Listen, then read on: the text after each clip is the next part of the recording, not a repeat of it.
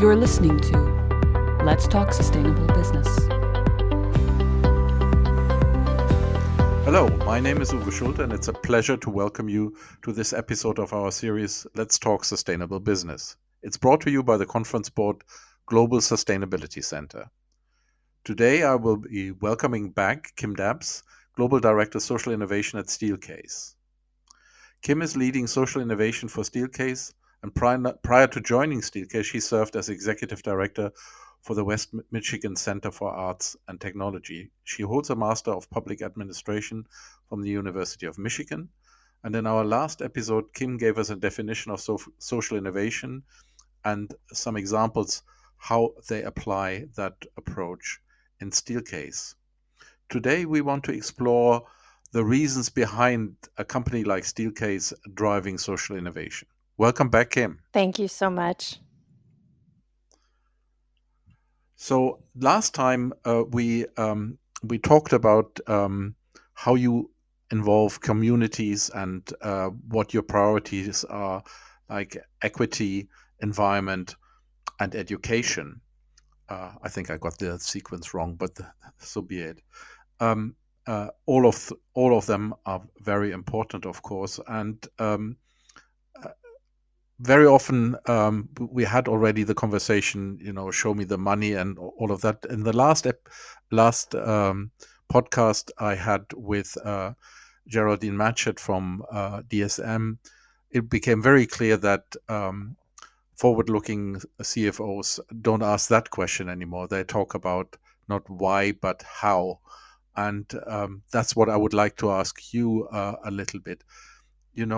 What is it that drives Steelcase to engage in social innovation? At Steelcase, we've been doing this a very long time. We've always had a commitment to the communities where we live and work throughout the world. For us, social innovation is just a natural extension of who we are and what we do. I think how social innovation has been delivered has changed throughout the years, and it's changed through different lenses of employee expectation, community expectation, as well as wanting to really be a leader and an example for how to use business as a force for good.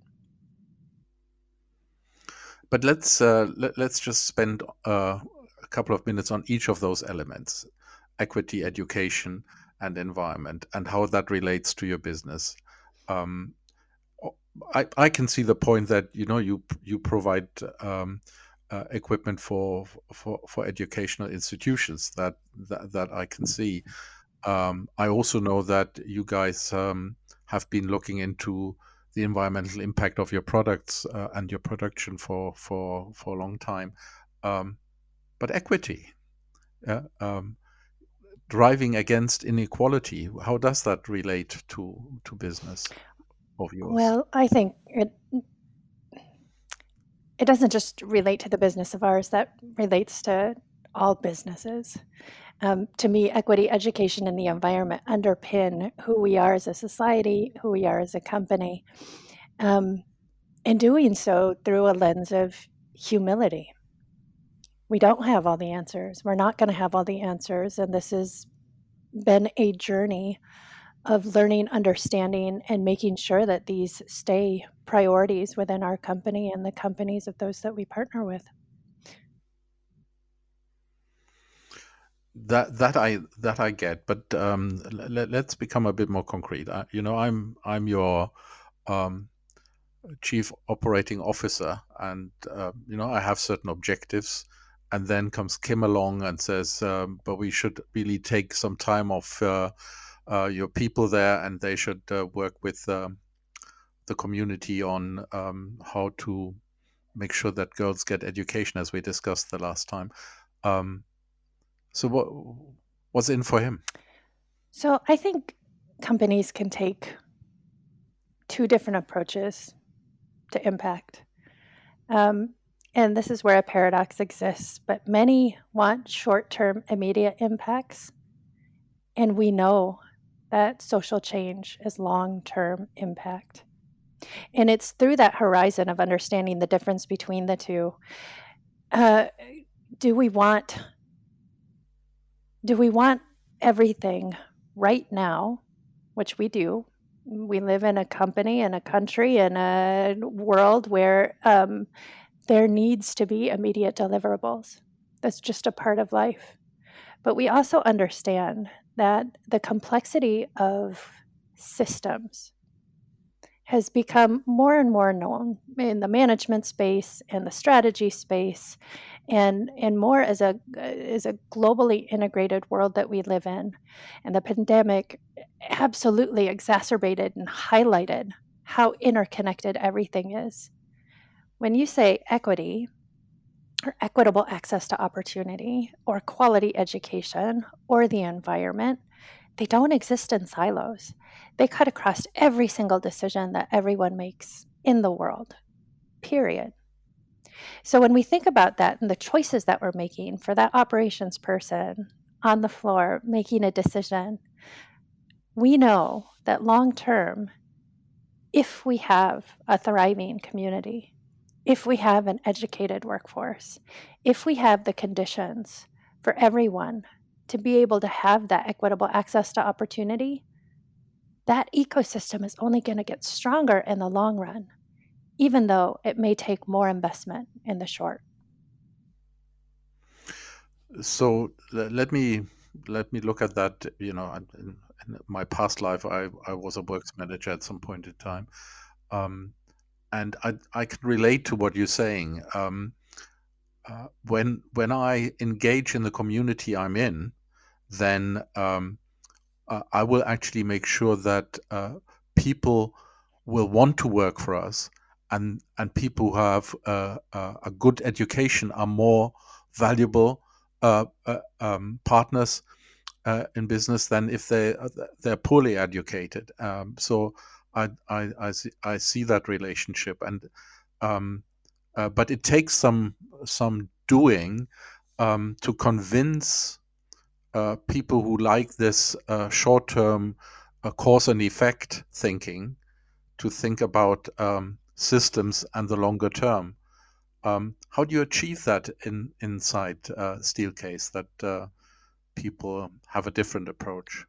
I feel like I've had a really great opportunity to be able to design and deliver that strategy because we have such an amazing executive team that roots everyone in our core values. So you're talking about when we talk about talent pipelines, which we absolutely invest in, when we talk about the ecosystems, absolutely important. They're all integrated. We know that's going to create long-term impact for the company. But the choices that we're making, and truly, as I go into my strategy discussions, as I talk to different members of our leadership teams, consistently someone will come back and say, but is it the right thing to do? They're not asking me for complex algorithms. What they're saying is, does this adhere to our core values? If this doesn't, if this choice that we're making isn't aligned to the core values, it's off the table. And for me, working in a function like social innovation that's cross-cutting across all of those functions, whether that be talent management or the environment or sustainability teams or legal or anyone throughout the world, consistently people will root themselves in our core values. And I know that we're living in a time, I say this with all humility. Look, I know we're living in a time where you're hearing this from a lot of companies. But truly, when those decisions are being made, it's asking first, is it the right thing to do? Is it the people-centered thing to do? And second, like, how does this impact our business? How does this impact the culture, the ecosystem? Are we driving decision making down? Are we making sure that people have equitable access to opportunities? What are those policies that we can strengthen to make sure that it happens? Understanding that fundamentally it's rooted in who we are as a company. And then secondarily, yeah, we want everyone to have access to opportunity, and we want to have that rich, diverse, unique point of view that only comes when there is diversity. within teams, within companies.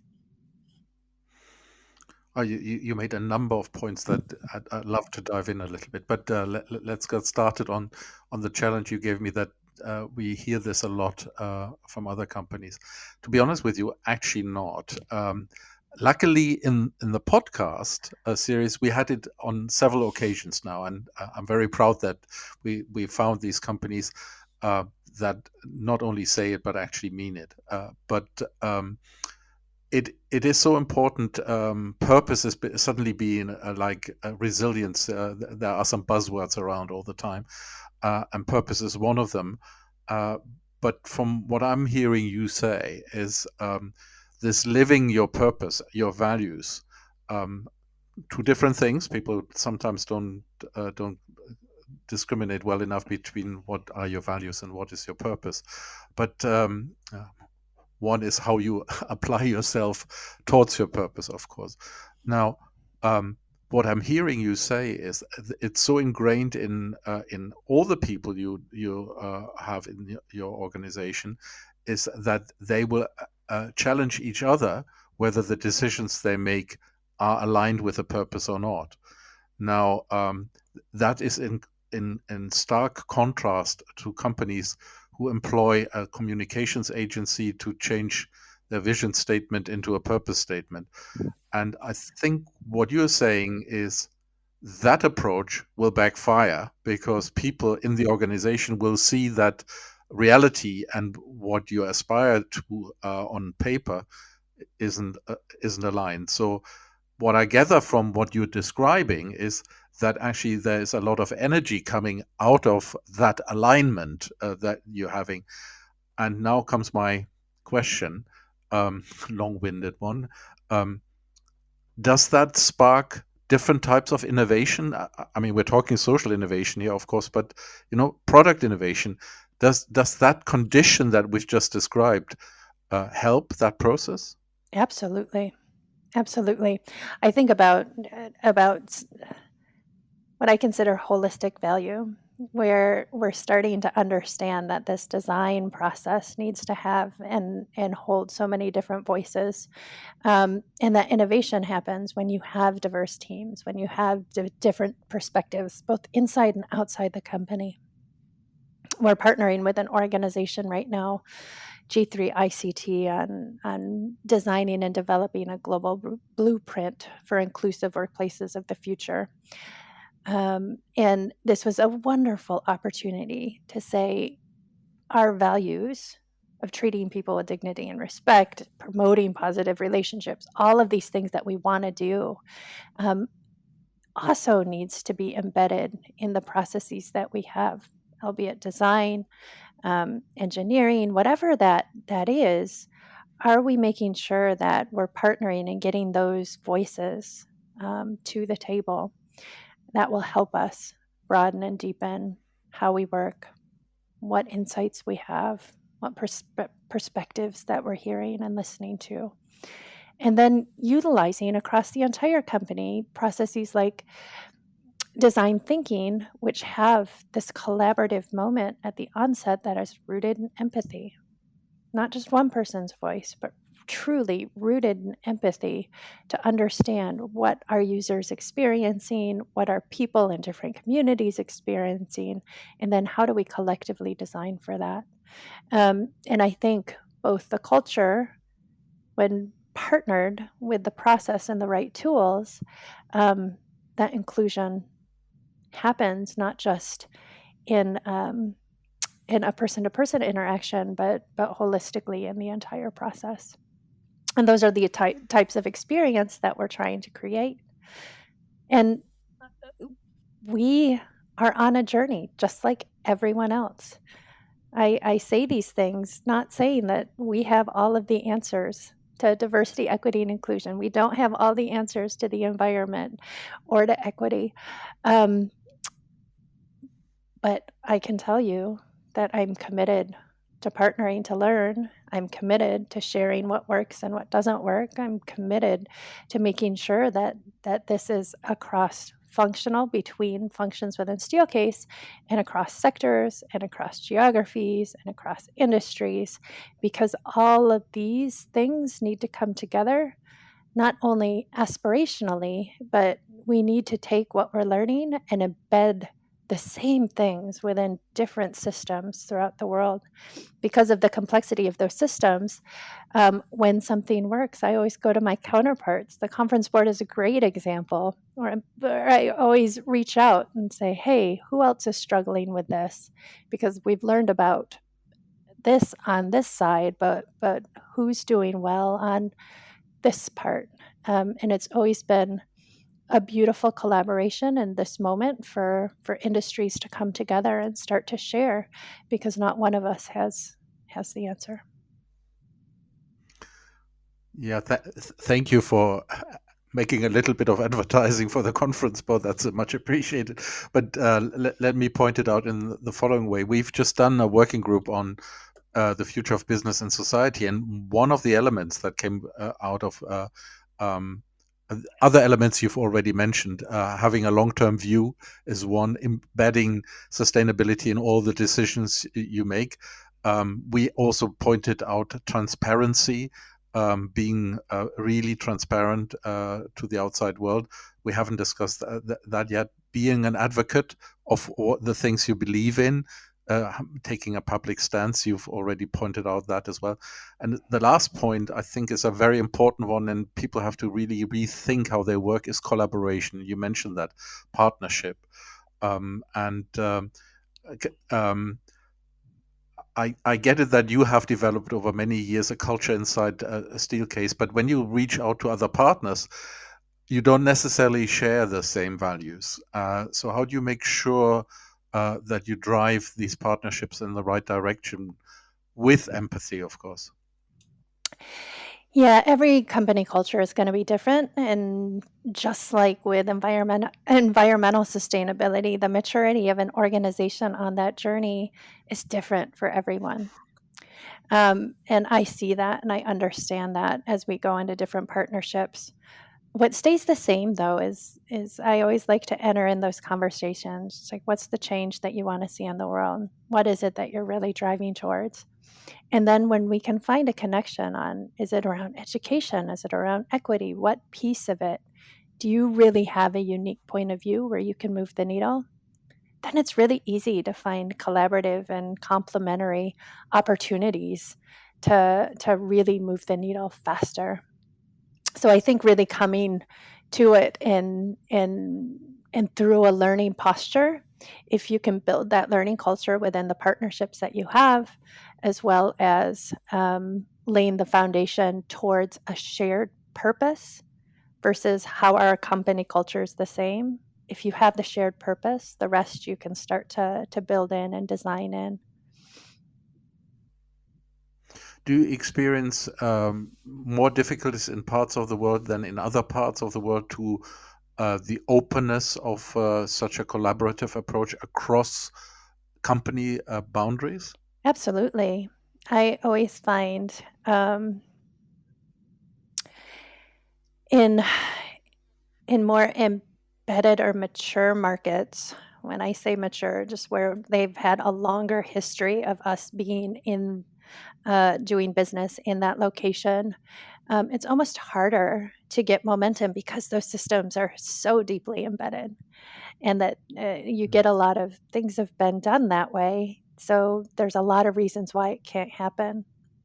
Where I find in those resilient or emerging markets, um, there is so much that happens with so little, um, that they always find a way to get it done.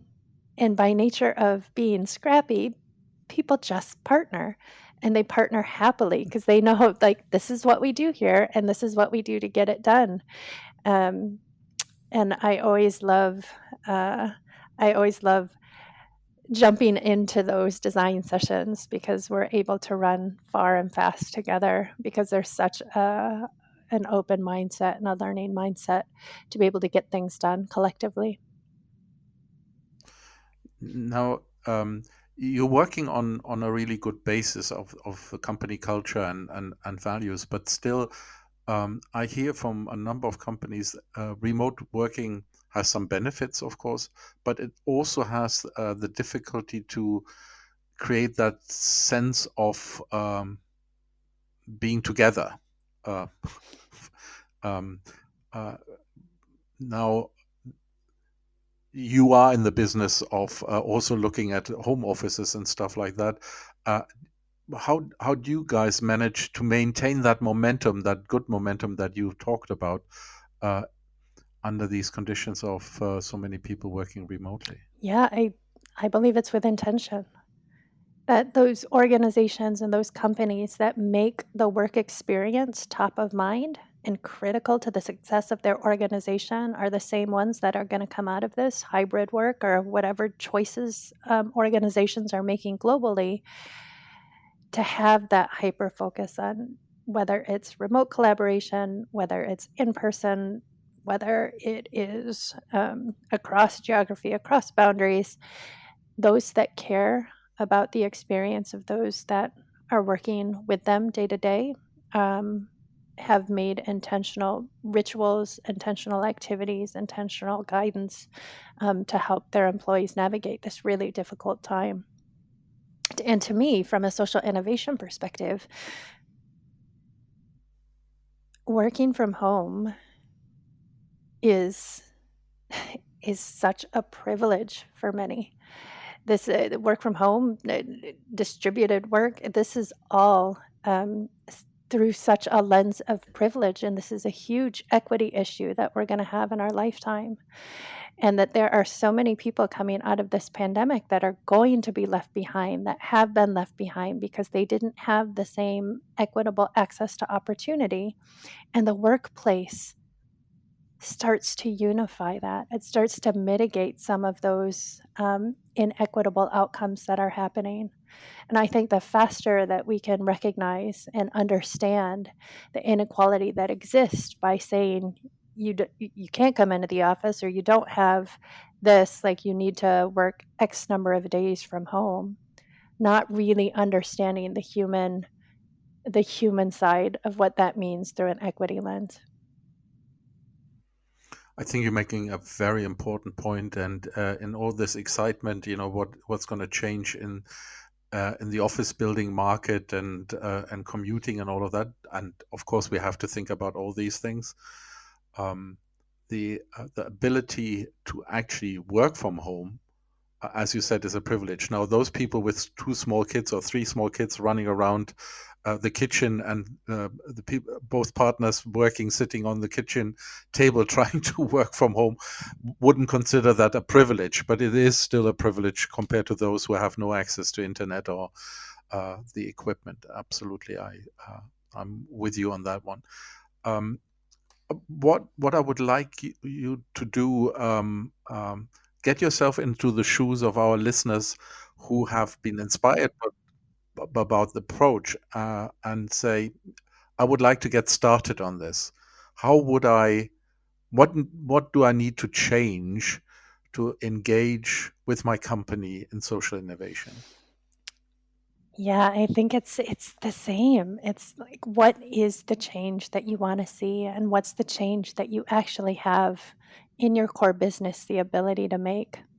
So you talked a little bit in your last in our last conversation about how the conference board is having these types of conversations, and the role of business in society. And when I think about that at a corporate level, there are some things that you definitely need to take into consideration. One, it's like, what are those culture levers? Do you have a culture where it is more focused on individual contributions, or is it a top down hierarchical approach? Because for any ESG movement to begin, for social innovation to begin a movement forward, you're going to need to drive some of that decision making down, and you're going to need to embrace the fact that you are building a movement of lots of different employees and lots of different locations, and they need to be empowered to be able to do that. So, is your culture calibrated for that individual? The transparency is critical. You talked about transparency. When you think about the spectrum, are you only doing it to be responsive? Are you looking for that long-term impact? And how does your collective action actually reflect those commitments and your progress towards those commitments? Are you actually using your business and only talking about financial impact? Or are you using it on the other end of the spectrum as a force for good? And where do you want to be on that spectrum, and make some goals there when it comes to leadership? And as you're doing that too, make sure that it's aligned to your core business. If you're trying to be a purpose-driven company, or if you're trying to do that within a company as a social entrepreneur, the most progress you're going to make is when you align that purpose to actual impact that you can control, and then embed and institutionalize within your own company to give it that long-term momentum. And then I think the last thing is that authenticity. It's like, understand that this is a learning culture. In order to have trust, you need to be willing to go forward not knowing all the answers. Go forward understanding that it's going to take collective action, that you're not going to be able to do this on your own, and that there are going to be mistakes that are made. And with the strong community partnerships, with strong relationships with employees, you're going to learn and get better, and have those tough conversations, and then keep moving forward, because that forward progress is critical. So I think those 4 areas of leadership, transparency, trust, and collective action, all of those things are the recipe for how you can start to build that internal culture. And once you understand where you sit on those spectrums, you'll be able to understand what progress you're going to be able to make. One of the points you said just now, and all of them were extremely important, but one that resonated extremely with me is saying, make sure that what you want to achieve and the capability, you said it in other words, but the capabilities of what your company is actually able to have to be aligned. You have to look for where you actually can make an impact. And, in the jargon world, this is called a materiality analysis, to see where is actually the material impact you have on all your stakeholders.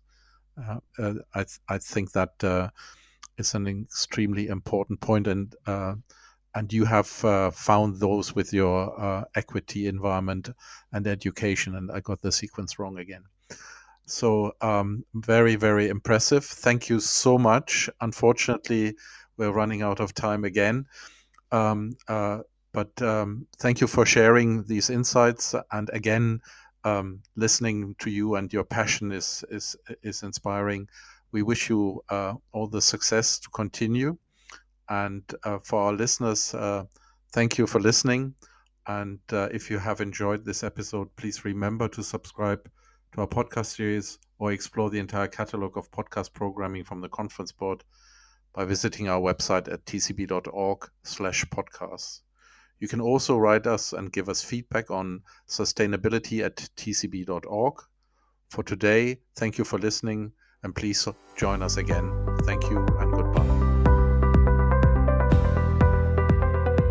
That was Let's Talk Sustainable Business.